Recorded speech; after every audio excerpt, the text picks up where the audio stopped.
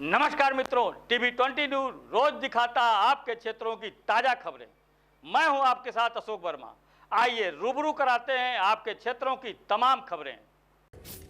आजमगढ़ की अतरौलिया के स्थानीय पूर्व पोखरा रोड पर आयोजित संगीतमयी श्रीमद् भागवत कथा के दूसरे दिन श्रद्धालुओं की भारी भीड़ उमड़ी।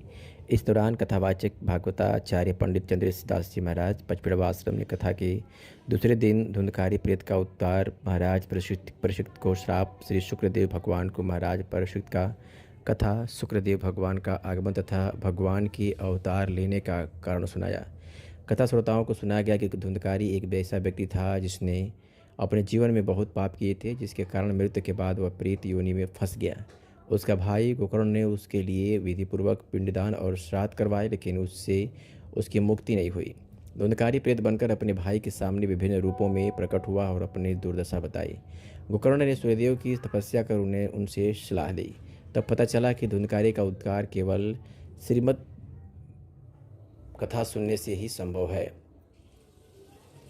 कथा में बताया गया कि भगवान शिव पार्वती को अमर कथा सुना रहे थे। तब पार्वती के सो जाने पर वहाँ एक शुक्र यानी तोता ने हुंकार भरी। शिवजी ने उसे मारने के लिए त्रिशूल छोड़ा, जिससे वह शुक्र तीनों लोकों में भागा और अंततः व्यास जी के आश्रम में जाकर उनकी पत्नी के गर्भ में प्रवेश कर गया।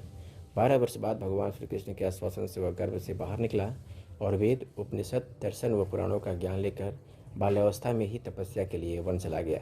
श्रीमद् भागवत कथा 7:30 बजे से रात्रि 10 बजे तक सुनाई जा रही है, जिसमें हजारों की संख्या में दूर दूर से श्रद्धालु पहुंच रहे हैं और श्री भागवत कथा का सोपान कर रहे हैं। भागवत कथा के आयोजक गणेश अग्रहरी द्वारा सनातन परंपरा को जीवंत रखने के लिए जनता जनार्दन के लिए कथा स्थल पर अच्छी व्यवस्थाएं भी दी गई है।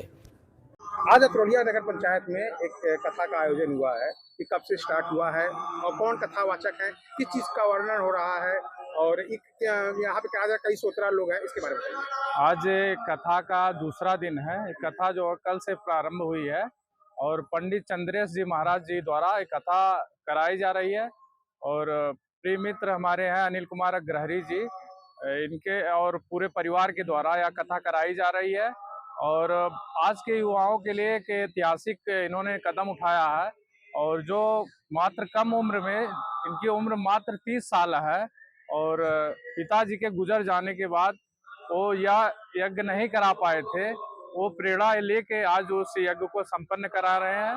और आज के युवाओं के लिए एक महत्वपूर्ण है कि जहां आज युवा अध्यात्म से दूर जा रहे हैं, उनके लिए एक उदाहरण है और सीखने के लिए हम लोगों के लिए आचरण करने के लिए है किस जगह पे हो रही है। यह कथा पूरब पोखरे पे FCI गोदाम के पास हो रही है। कितने बजे यह कथा 7 बजे से 10 बजे तक हो रही है। कितने लोगों की श्रद्धालु, कितने लोग की भीड़ इकट्ठा है? लगभग अभी हजारों की संख्या में लोग आ रहे हैं, धीरे धीरे और संख्या बढ़ती जाएगी, डे बाई डे बढ़ती जाएगी। भैया कहाँ के निवासी हैं आप? दिनेश साव, मैं अतरौलिया आजमगढ़ का निवासी हूँ। ये अतरौलिया में एक राम कथा भगवत कथा का आयोजन किया गया है जी, ये कहाँ से विचार आया आपके परिवार वालों को करने के लिए? ये हमारे पापा जी का मन में था कि ये सब करवाना चाहिए, तो हमारी भी इच्छा जागृत हुई। इसके वजह से हम अपने पापा के कहने पे ये सब काम कर रहे हैं कि हमारे पूर्वजों को मुक्ति मिले और हमारे अतरौलिया बाजार का, हमारे उत्तर प्रदेश का कल्याण हो। इसके वजह से हम ये पूजा पाठ का कार्यक्रम रखे हैं। ये कथा कहाँ हो रही है, किस जगह, पूरी जगह का नाम क्या है? ये कथा हो रही है अतरौलिया बाजार, अतरौलिया में हो रही है, पूरब पोखरा के पास में हो रही है। कब से स्टार्ट हुई ये कथा हो रही है 18 तारीख से। कब तक चलेगी? 18 तारीख से 25 तारीख तक ये कथा का है। टाइमिंग क्या है, कितने बजे से कितने बजे तक लगभग? 7 से 10 है सर जी। मतलब कि श्रोता लोग आ रहे हैं, महिलाएं आ रहे हैं, तो भीड़ भी इकट्ठा हो रही है, इसके बारे में बताइए। भीड़ इकट्ठा हो रही है, धीरे धीरे भीड़ इकट्ठा हो रही है। अभी तो कल कलश यात्रा में काफी भीड़ थी और कल की भी और आज भी भीड़, धीरे धीरे जैसे जैसे प्रोग्राम चलते जा रहा है भीड़ इकट्ठा होते जा रही है। कथावाचक का नाम जानते हैं? कहाँ कथावाचक क्या नाम? कथावाचक पचपेड़वा वाले बाबा हैं, उनका नाम चंद्रेश महाराज जी हैं। उनके वजह से कथा पूर्ण करवाई जा रही है।